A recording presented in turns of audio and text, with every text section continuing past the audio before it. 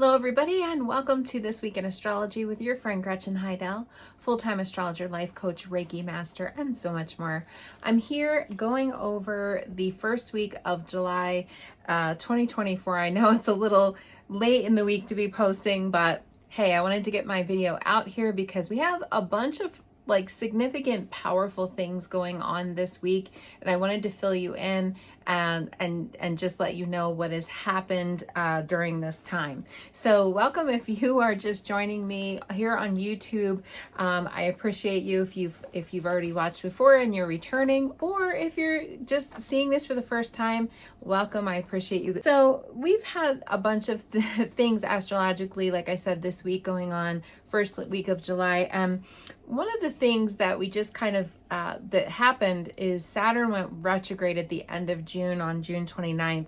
I did record a separate video about that on my YouTube channel, so if you want to take a look at Saturn retrograde and what that means, that's in the astrological sign of Pisces, and I did record a separate standalone video about that, so definitely check it out. The reason why I'm bringing that up is because we have another planet going retrograde in Pisces, or actually already has at the time of the recording of this. On Tuesday, July 2nd, Neptune went retrograde in the astrological sign of Pisces. It actually happened at 6:40 a.m. Eastern time. So earlier than that, if you're on the west coast of the United States, at 3:40 a.m. Pacific time. Now we're getting into this retrograde season, right? So a lot of the planets start going retrograde. A lot of the outer planets, the ones that are further away from Earth, do tend to go retrograde for almost half of the year, and Neptune is no exception. In fact, Neptune is a little closer to the Earth than Pluto, but is still quite far out there. In fact, it takes 165 years for Neptune to go all the way around the sun, or aka your astrological chart. So most people don't, live to see the Neptune return. We don't really have a Neptune return. Neptune spends roughly 14 years in each astrological sign. So it's been in Pisces for quite a long time now, ever since 2011. And so we've been having this Neptune retrograde over and over again, going on during all of this time. If you've been following my work for a while, you will know that this is one of my favorite retrogrades. I actually like Neptune retrograde because now we are going to see the truth.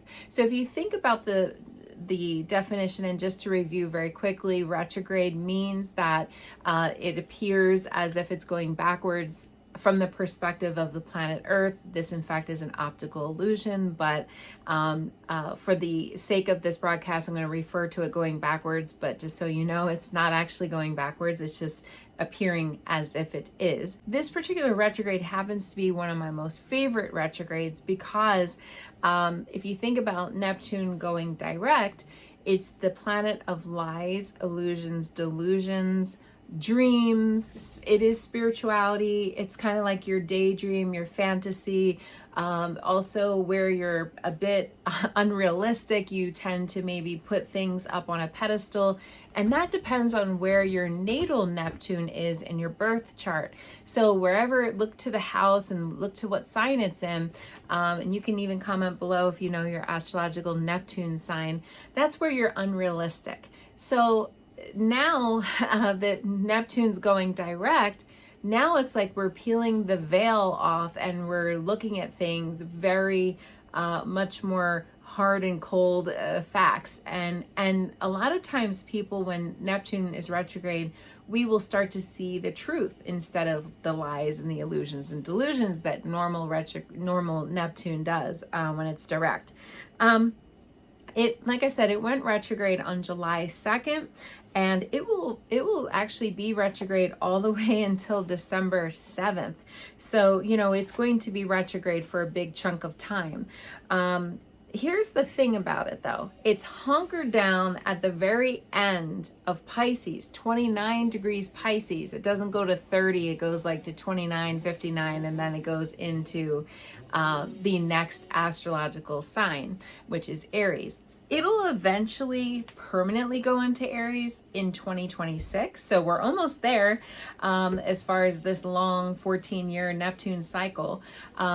we're going to start to get little previews of that, in 2025, and then ultimately in 2026 it'll stay there permanently. But it's really hunkered down at the very end, 29 degrees. Now, just to give you an idea of how slow moving this thing is, that's why it takes so long to get anywhere. It basically has been at 29 degrees Pisces all the way since May 4th. Now it's July 2nd when it goes retrograde, and it's still 29 degrees Pisces. So what these planets do, just to remind you, is they don't just go, forward and backward. It's like a car. You have to slow down, stop. They call that stationary retrograde. And then it starts to go, backward, as it appears from Earth.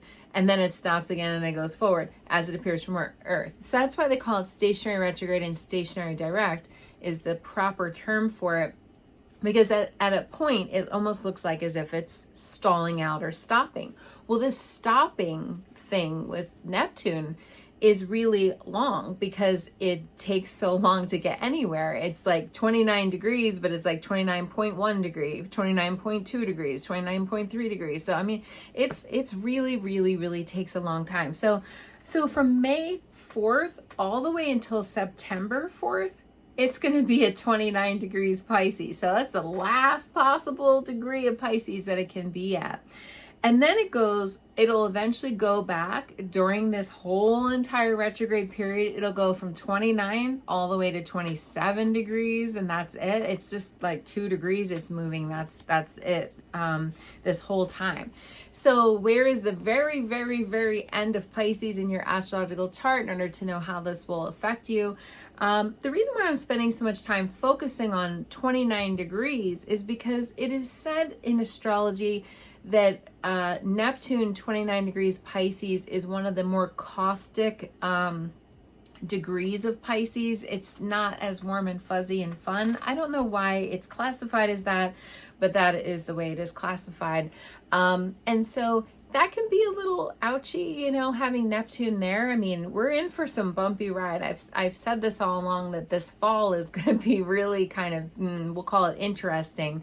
We have the United States election coming up, but we also have Pluto returning to the astrological sign of Capricorn. And remember, the United States is still technically in its Pluto return, which is, a big, huge deal. So we are really starting to feel flavors of this right now. Now we have Neptune going retrograde at the very end. And so we're peeling off the rose-colored glasses that Neptune usually has on, and we're going to start to look at the cold hard facts of things. So that's very significant, obviously. So this is a time for deep truths, like where we're going to find out things.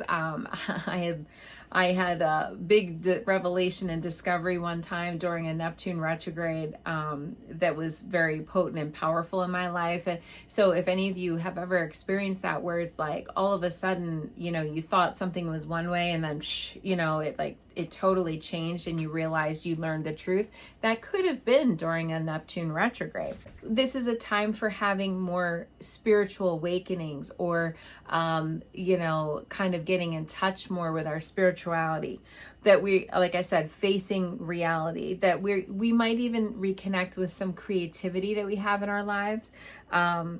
Pisces is very known for being very adaptable, very flexible. This is a mutable sign. This could be where we have to look at maybe not being so adaptable and so flexible.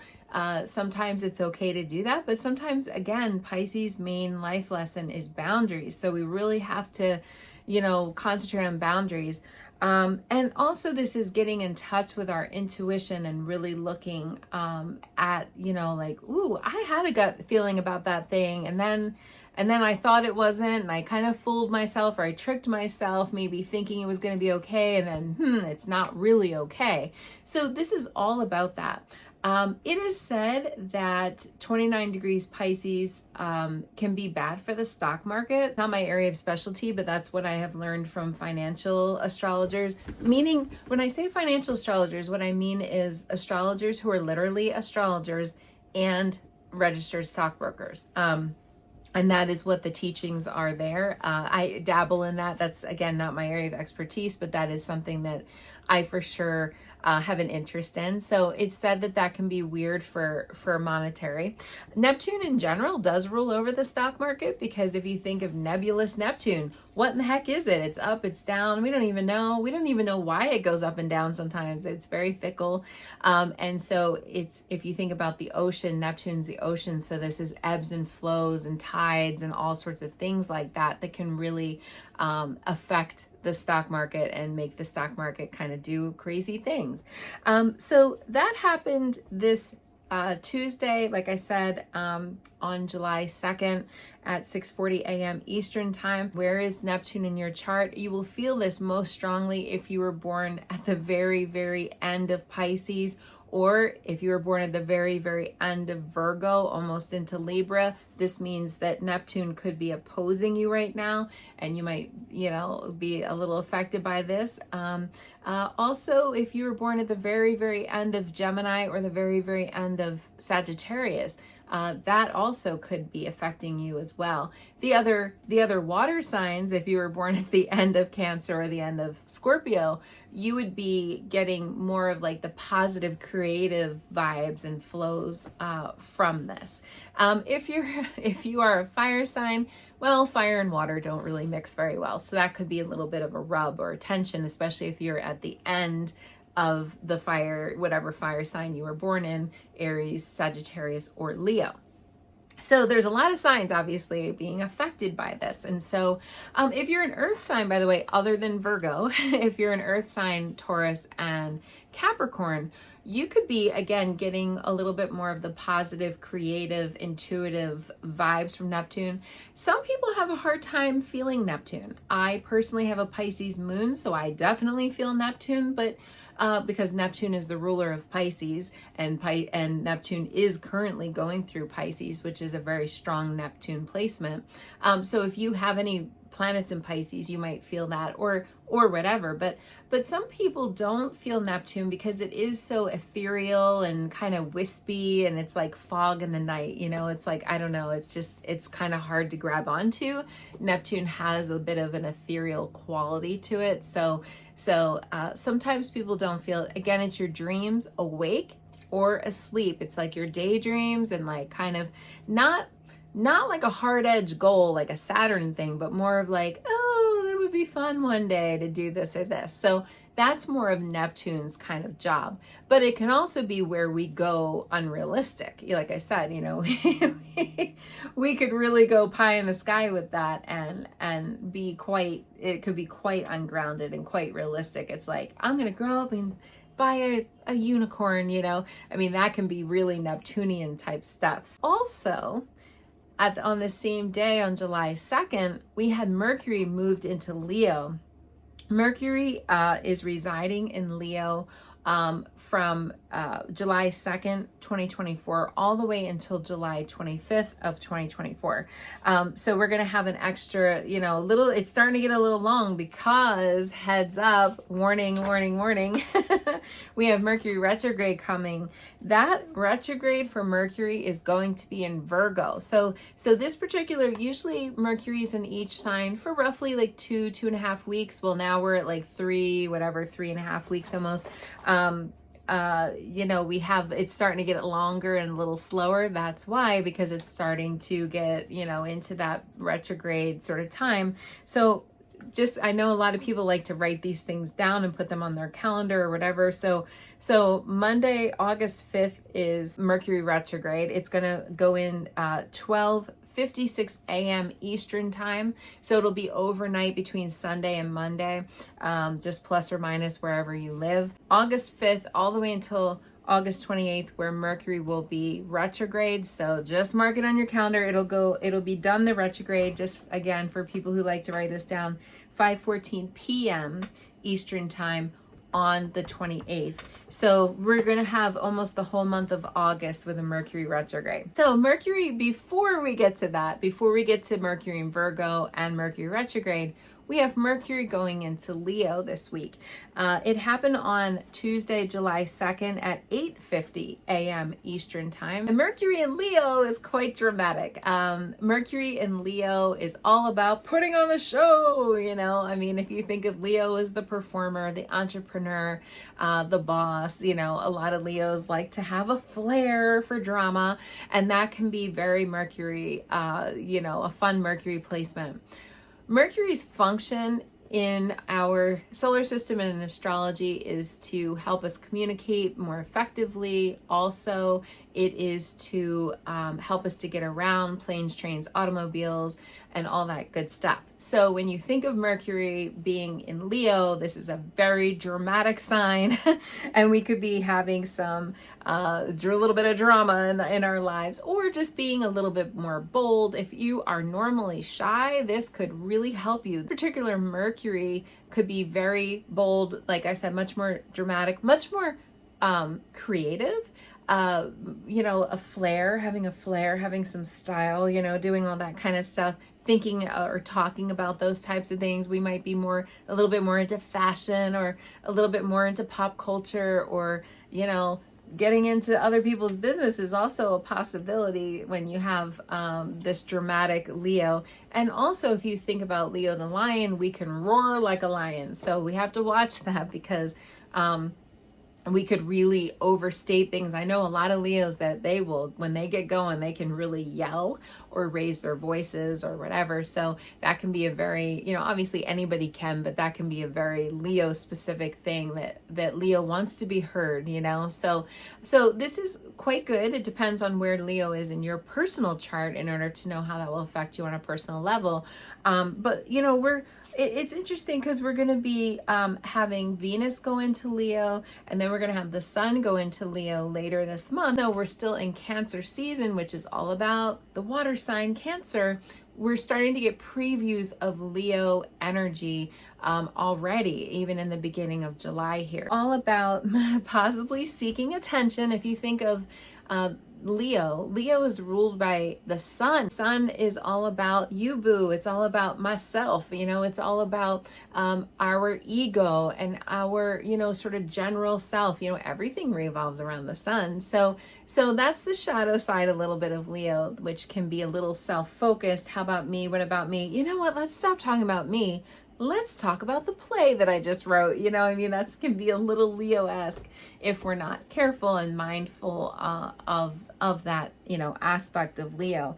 But overall, it's a very direct and honest placement for Mercury to be, and very much associated. If you are an entrepreneur, a supervisor, a manager, a leadership, think leadership. It's very Leo and Aries, I always jokingly say, are like first cousins. I mean, they get along really well, and they have a lot of similar traits. So if you think about that, it's like focusing on your career, especially if you have any aspiration to be an entrepreneur, to turn maybe a hobby into a business, or, you know, whatever it is you want to do. This can be an excellent time. If you want to stand out and take credit for work and get awards and accolades and honors and things like that, this is the time to be bold. This is like go bold or go home. You know, that's what this Mercury in Leo is all about. There's a little downside to this, I have to say, and the downside is that now any planet that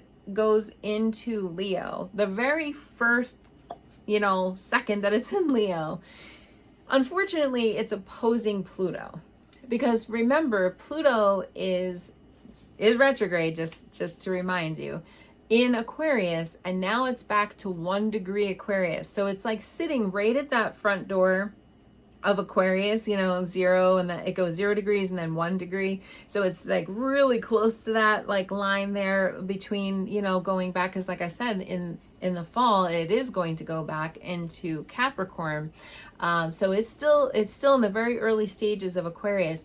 So as these planets swing through and start entering into the sign of Leo, they're automatically, boom, opposing Pluto. That's always an ouchy time. For many, many years now, this was happening when the planets were going into Cancer. And we were having that opposition taking place, and it seems like it's been happening every July for a long time now, because it was in the sign of Capricorn for a long time, and Capricorn and Cancers are opposite of each other. So now Aquarius and Leos are opposite of each other, and that's what's happening. So the three power, I'm going to call it power, but these are power days. The word power sometimes has both a positive and a negative connotation, and certainly when we refer to Pluto, that can be a bit like messing around with a hornet's nest. You know, I mean, Pluto is all that, like, it's very, very transformative, but it's also ouchy. It can also dredge up, like, you know, past stuff and triggers and all kinds of things. So I'm going to give you the 3 power dates this month that you need to know about. And you want to talk about writing things down on your calendar, this would be a good idea. Okay, one of them actually already happened this week, and it was today, at the time of my recording of this, on Wednesday, July 3rd, where Mercury did oppose Pluto at 3:27 a.m. Eastern time. So what is that? 12:27 a.m. Pacific time.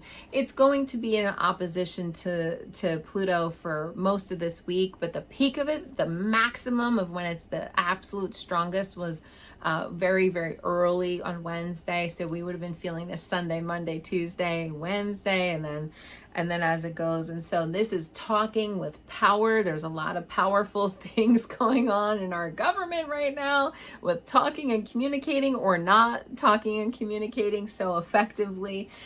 You can read between the lines of what I'm saying here. I don't like to get political on my videos, but I will comment that was crazy. And so there's a lot of powerful dialogue, discussions, things like that. Unfortunately, I just read this as a fact, and I'm sorry to say this, is that, I guess I didn't know this, but the week of 4th of July is the worst week for mass shootings. I didn't know that, but statistically speaking, well, this is not going to help that stat, unfortunately, because it's Pluto. And whenever we get into Pluto, people can get real extreme in their emotional state. There's a lot of talking, communicating here. This is power in talking and communicating. So people could get into arguments, and it could quickly unravel and things like that. So just be cautious, just communicate with, I always say, communicate with a feather, just light communication, that type of thing. But that's going on this week. And the other power date that is coming up is going to be Friday, July 12th. That's because on Thursday, Venus is going to go into Leo. So what does that mean? The second a planet goes into Leo, boom, they oppose Pluto. So Friday, July 12th, Venus is going to oppose Pluto, but again, that's the maximum of the most strongest, but we'll feel that all next week. And that's power in love. So we had Mercury opposing Pluto, power in communication. Now we have power in love, which could be jealousy and obsession and possession. And I have to, it's all that. It can be very sexy and very passionate, but also very controlling and, all that kind of stuff. And then the other one is going to be on July 23rd, where the sun opposes Pluto. The day before, on July 22nd, is when the sun moves into Leo. So of course, the next day, what happens? The sun opposes Pluto. That's always historically ouchy. Like the sun opposing Pluto, ooh, the Dark Lord, if you think of Pluto as Hades, the Lord of the underworld, so that can be some darkness. And then we get the light shining its light. It's almost like when you go into a room and turn the light on and the cockroaches are running everywhere. I mean, that's kind of the way that energy is. So this is not the time to, ask your boss for a raise or have a political debate with somebody, or, all that kind of stuff is those are ouchy days that I would avoid, because again, it could quickly unravel into something that, could be quite maybe painful or hurtful. In order to use this energy positively, you want to lean into maybe change or lean into some transformation or embrace that things might look differently, but it's not the time to fully address all of that stuff, especially when you're interacting with other people. I even noticed I had to run an errand today, and I even noticed that people were quite aggressive driving today. This was the day of the recording is when Mercury opposed Pluto. It was I was like, whoa, like there was a lot of like aggressive energy out there. So, we just want to watch that and just be mindful of it. It's not to say that we have to pre-program that into being, like it's just a way of being mindful. Now, when we get into Friday, that's the new moon. It's going to be in the astrological sign of Cancer because it's Cancer season. This is when the sun and the moon are in the same astrological sign, 14 degrees. Sun is 14 degrees, moon is 14 degrees Cancer. And so where is that in your astrological chart, which is about the middle of Cancer? It's going to be taking place at 6:57 p.m. Eastern time. So again, earlier than that, if you're on the West Coast, at 3:57 p.m. Pacific time. This is when the sun and the moon are together, and this is a great time to manifest, bring something new into our life, write out our new moon manifestation list. The sign of Cancer specifically is all about feelings, emotions, home, family, domestic situations, all that good stuff. We might be really inspired to connect with family around this time, which is wonderful because it's just happening just the day after 4th of July. So this is a good time to be with family, to connect, with all that. The United States, because it is born on the 4th of July, that's the birth date of the United States, is a Cancer. In fact, the United States has quite a few signs in the astrological sign of Cancer. This could be quite good for connecting and, having those warm and fuzzy sort of feelings. Now, what do you want to manifest? What do you want to bring into your life? Well, there's a potentially helpful thing going on in the background of this particular new moon is when Mars in Taurus is going to form a positive sextile with Saturn in Pisces. Now, yes, Saturn is retrograde. It just went retrograde last week, but that can really help us. Taurus is an earth sign. Pisces is a water sign. Water and earth are very, very harmonious and flowing together. Now, this is Mars and this is Saturn, so we have to watch the players here. That could tip into something a little not so great. So we just want to, again, approach things lightly. But Mars is about getting things done, and Saturn's all about setting goals. So wow, that could be really dynamic energy, especially if you're starting a new habit, wanting to maybe work out or do a lot of gardening or chores. Just be careful, because sometimes this could set up a weekend warrior kind of situation where you're like, I'm gonna, mow half of an acre by hand with a pair of clippers. It's like, well, you're gonna throw your back out, so you gotta just be careful if you're gonna be starting out some kind of a new exercise regimen or a new, sort of thing for you. Just be careful. But we're gonna have a lot of vitality and potential energy that's gonna want us to get things done. This is a very focused, dynamic energy. Mars, again, is our motivation, our drive, our ambition. So this aligning positively, sextiles are positive. Sextiles in astrology are said to bring opportunity that requires a little bit of, help on your part in order to bring things to reality. So this is good. This will give us some gumption and some extra va-va-va-voom to get things done and to accomplish things. And that is a positive, for sure, thing. And as always, you want to write out your new moon manifestation list. What is it that you're looking for? What is it that you want to bring into your life? This is a start of a new astrological cycle. So especially between now and the next full moon, which is going to be coming on July 21st, and that's in Capricorn, we want to bring new things into our life. There is an honorable mention with this Capricorn full moon, which is coming on the 21st. And that particular full moon is the second in a row full moon in the astrological sign of Capricorn. That's also 29 degrees. So that full moon is definitely going to be forming a sextile with Neptune, okay, because, you know, that's an earth and a water sign, so that's a sextile. They're both 29 degrees. So we can already see that there's some kind of something coming up with that particular full moon when it comes to facing the truth and things like that. It's the end or the last of Capricorn.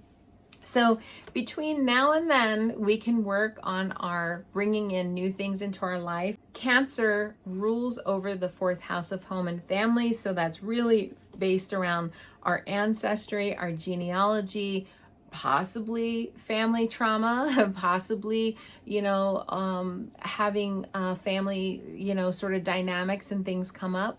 But this is a good time. I always say Cancer is really kind of like the root chakra of our chart. And so that's something to keep in mind, that, you know, the root of us is based often in home and family. We came from somewhere. We came from parents, you know, at one point, even if it's just in biology only, we came from that. So what do you want to create in this lifetime in reference to a home, a family? This could be very, very good for real estate people. If you're out there looking for a new, you know, apartment to lease or a place to buy or a camper van or whatever thing you're looking for, this could be very good. Or if you're a real estate investor, also very good. Now, when it comes to gemstones or healing crystals that are very helpful for Cancer, we have moonstone. That is one of my favorite stones for Cancer. This stone, though, moonstone, is very good for females in general, for especially if you have any kind of female related issue like hormones or PMS or whatever. This can be very good for that.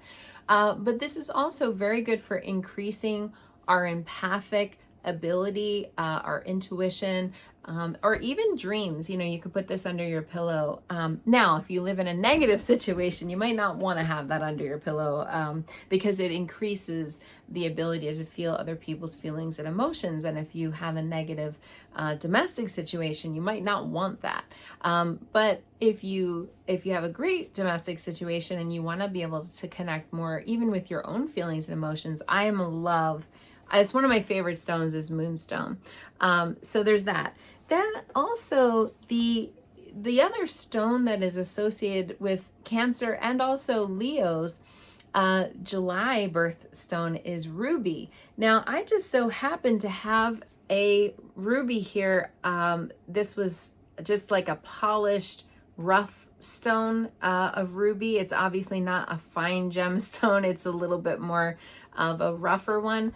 But you could also find ruby fuchsite, which is this. Now, I don't know if you can see on the camera here, but there's a lot of pink there. If you really look, you can kind of see the pink. Ruby fuchsite has some pink in it. There's obviously other, this side even has a little bit more. You could maybe see a little bit better. But this is a great stone if you can't find ruby or you can't afford a ruby, because rubies are actually more expensive than diamonds, like as far as fine jewelry goes.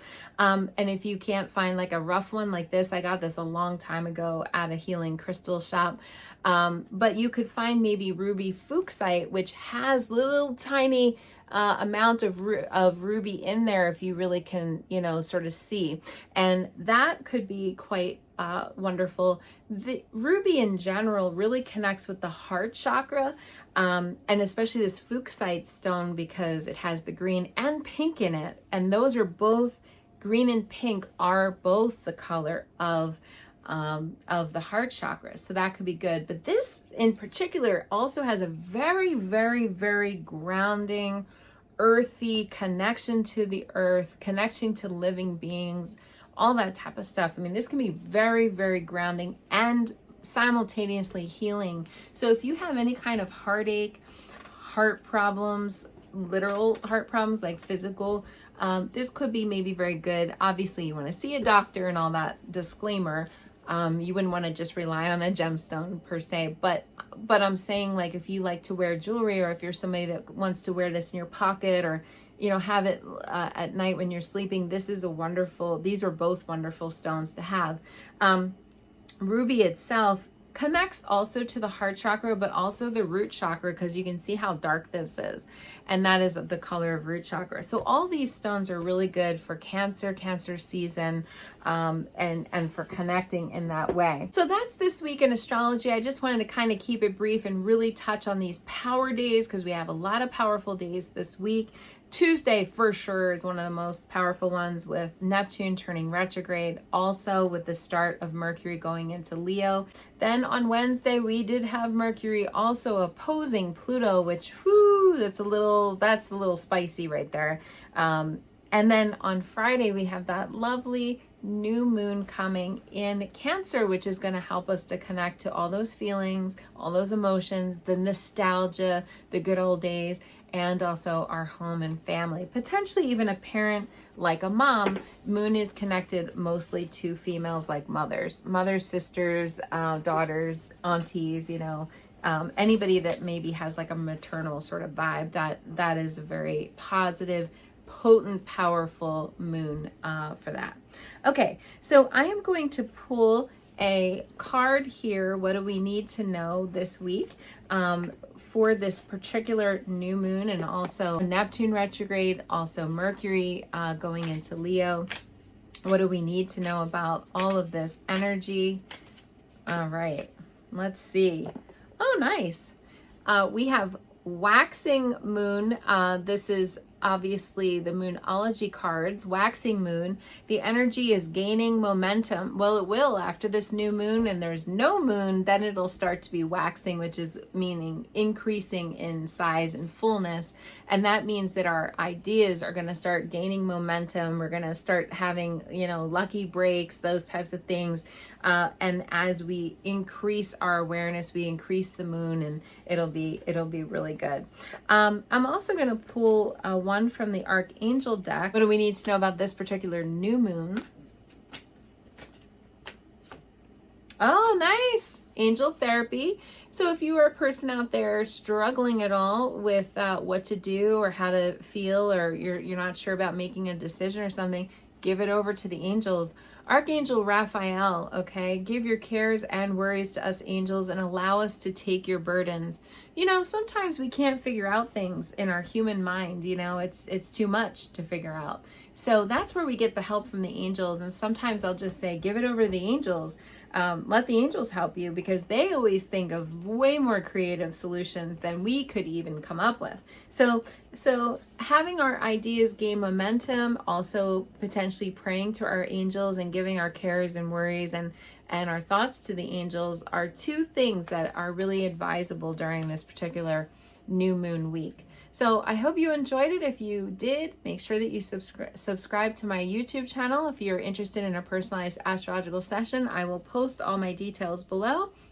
I hope you all have a happy, safe, love-filled 4th of July, and I will see you again soon. Namaste.